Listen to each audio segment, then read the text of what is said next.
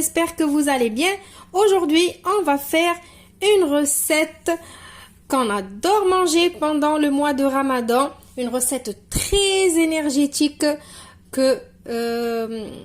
qui nous donne vraiment beaucoup d'énergie pour les jours de jeûne. Mais cette recette, on la prépare aussi pour les baptêmes. Quand la femme elle accouche, elle a son bébé, on lui fait ça pour le baptême aussi. C'est, on va dire, c'est un petit mets qu'on fait vraiment que pendant les grandes occasions. Et pour nous les musulmans, le Ramadan, c'est une grande occasion pour nous.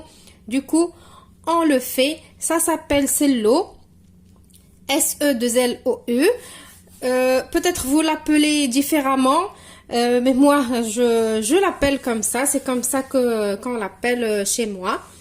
Donc, cette recette, elle m'a été, j'allais déjà vous la partager, mais elle m'a été, il y a une dame qui m'a devancée, qui m'a demandé de la faire à ma façon. Bien évidemment, toutes les recettes que je vous fais sur ma chaîne, ils sont tous faits à ma façon.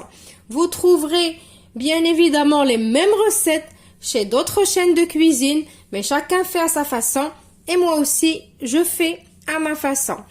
Donc aujourd'hui, je vais vous montrer mon petit secret pour faire cette recette. Allez, suivez-moi pour les ingrédients, mais avant de démarrer la recette, je vous invite à vous abonner sur ma chaîne si vous ne l'êtes pas encore, d'activer la petite cloche de notification pour recevoir toutes les recettes, toutes les nouveautés, et de liker et partager la vidéo. À tout de suite. Alors, pour les ingrédients, écoutez-moi très bien. Il vous faut, tout d'abord, avant de commencer, les ingrédients, vous les trouverez dans la barre d'infos, bien détaillés. Mais s'il vous plaît, écoutez-moi très bien. Je vais vous expliquer qu'est-ce qu'il faut exactement. Donc, comme ça, j'aurai pas trop de questions dans les commentaires qui se répètent. Donc, il vous faut 500 g de farine torréfiée, ni trop blanche, ni trop foncée. Donc, entre les deux, un joli doré qui va plutôt vers le doré foncé et pas le doré clair. Donc, les 500 g, vous n'allez pas prendre la farine et peser 500 g et après la torréfier. Non, il faut prendre par exemple 700 g de farine, la torréfier, la passer dans un tamis ou dans une passoire. Après, vous allez voir qu'il va vous rester 500 g. Quand vous la passez à la passoire ou au tamis, il va vous rester des petits grumeaux comme ça. N'essayez pas de les casser pour avoir la farine. Non, ça c'est de la farine qui est pas torréfiée. Donc ça, on n'en a pas besoin. Vous enlevez, vous jetez. Voilà, ça c'est ce qui est pour la farine. Donc j'ai dit 500 g de farine torréfiée. Ici, vous avez 500 g de graines de sésame torréfiées. Pourquoi j'ai un petit bol avec les graines de sésame et le grand bol? Donc dans les deux, j'ai 500 g. C'est juste que ici, j'ai pris de mes 500 g, j'ai pris 600 g. Je vais les laisser de côté. Vous allez savoir pourquoi après. Donc, vous aurez besoin de 500 g de graines de sésame torréfiées en tout. Ici, j'ai 300 g d'amandes torréfiées. Normalement, vous aurez besoin de 500 g d'amandes dans toute la recette. Mais ici, vous avez que 300 g qui sont torréfiées. Donc, ici, dans le grand bol, vous avez 200 g. Et dans le petit bol, vous avez 100 g qu'on va mettre de côté. Vous saurez pourquoi. Donc, qu'est-ce que j'ai fait avec les 200 g qui me restent des 500 g d'amandes? Ben, j'ai fait un praliné. Donc, avec mon praliné, j'ai fait un praliné avec mes 200 g d'amandes, j'ai fait un praliné. Donc, si vous ne savez pas comment faire le praliné, je l'ai déjà fait avec vous dans une précédente vidéo. Je vous laisse cliquer sur le petit i qui va s'afficher maintenant pour savoir comment faire le praliné. J'ai trouvé que cette vidéo allait être trop longue si je fais toutes les étapes avec vous. Donc, ça sert à rien. Donc, même dans la recette du praliné, vous aurez besoin de 200 grammes d'amandes. Donc, c'est les mêmes quantités. Dans la recette du praliné, j'ai utilisé des noisettes. Vous n'allez pas utiliser des noisettes, vous allez bien évidemment utiliser des amandes. Donc, on a utilisé ici 200 grammes d'amandes avec 200 grammes de sucre en poudre pour faire le praliné. Donc, cette petite gourmandise-là, on va pas utiliser ni de sucre ni de miel, en sachant que dans la recette initiale, il y a du sucre, il y a du miel, il y a de l'huile, il y a du beurre, il y aura rien de tout ça. Donc, la seule façon avec laquelle on va sucrer cette gourmandise, c'est avec ce praliné-là. Donc, n'oubliez pas de voir la recette du praliné.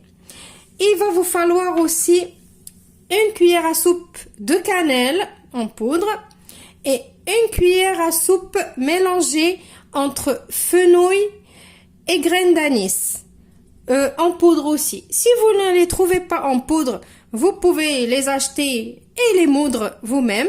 Sinon, en grande surface, ça se trouve l'anis et le fenouil en poudre, comme moi ici. Je les ai trouvés en poudre. Je me suis dit, pourquoi je vais acheter les graines et je vais me casser la tête pour les moudre. Voilà, donc c'est tout ce qu'il nous faut comme ingrédients pour cette recette.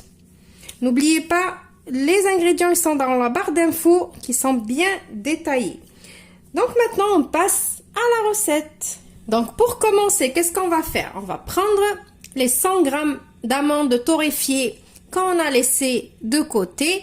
Je vais les mettre dans mon bol, dans mon robot, votre blender, je ne sais pas dans quoi vous allez hacher vos ingrédients.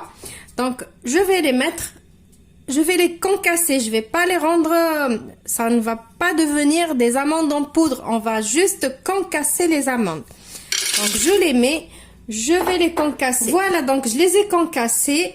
Donc si vous voulez savoir, pour les personnes qui ont le même robot que moi, combien de temps j'ai mis 10 secondes, vitesse 6.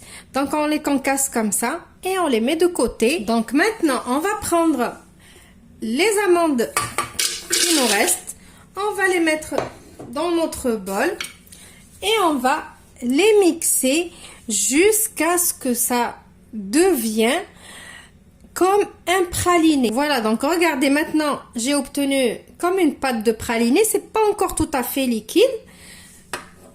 Pourquoi je me suis arrêtée maintenant? Parce que maintenant on va rajouter les graines de sésame et on va continuer à mixer tout ça. Voilà, donc regardez maintenant les amandes et les graines de sésame. Ça y est, c'est devenu une pâte comme ça, une pâte liquide. Donc maintenant, qu'est-ce qu'on va faire? Ben, tout simplement, on va rajouter le praliné. Alors pour les personnes qui voudront pas faire de praliné, qui veulent pas se casser la tête à faire le praliné, mais je vous assure, si vous faites le praliné, cette petite gourmandise là, elle a un goût différent. Donc si vous voulez pas faire le praliné, vous pouvez juste mixer avec les amandes torréfiées et les graines de sésame torréfiées. Vous pouvez mettre 200 grammes de sucre glace. Voilà. Et pour les personnes intolérantes au gluten, par exemple, s'ils veulent faire cette recette, ils peuvent remplacer la farine. Ils peuvent la remplacer par de la farine d'avoine, par n'importe quelle farine ils utilisent habituellement, du moment qu'elle est torréfiée. Voilà, donc maintenant que j'ai mis le praliné, je vais mettre la cannelle et l'anis et le fenouil.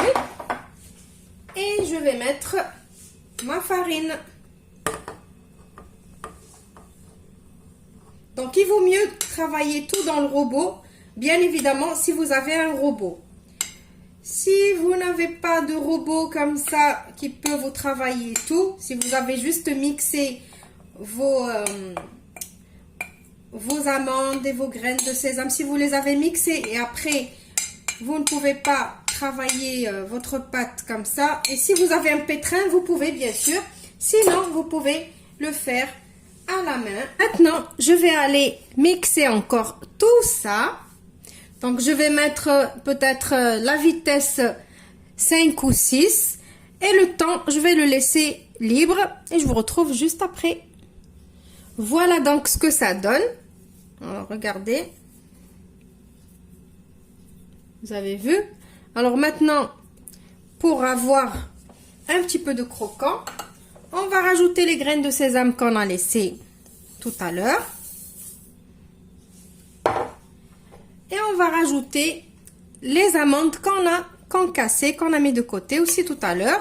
Et maintenant, je ne vais plus utiliser le programme mixage. Maintenant, je vais utiliser le programme pour malaxer la pâte. Je vais malaxer tout ça et je vous retrouve juste après pour le résultat final. Voilà le résultat final de cette gourmandise. Donc voilà, j'ai essayé de vous montrer plusieurs façons de le présenter. C'est soit on le présente comme ça, juste on le met dans des verrines ou dans des petits bols ou n'importe des assiettes et on le mange comme ça à la cuillère. Ça c'est la présentation vraiment traditionnelle chez les grands-parents et tout ça. Ils le font comme ça et après chacun pioche avec sa cuillère. On peut le présenter dans différentes manières. Vous faites comme vous voulez. Voilà, j'espère que la recette vous a plu. J'espère que la dame qui m'a demandé la recette, j'espère qu'elle a eu ce qu'elle voulait. Donc, je vous retrouve dans une autre vidéo prochainement. Donc, je vais vous montrer la texture d'abord. Voilà, regardez. Voilà. Donc, il est excellent. Il faut essayer. Testez-le. Même les personnes qui ne connaissent pas, ils peuvent tester juste avec une petite quantité. C'est surtout très très bon pour les enfants parce que c'est plein de vitamines, plein d'énergie. Voilà, donc je vous dis au revoir.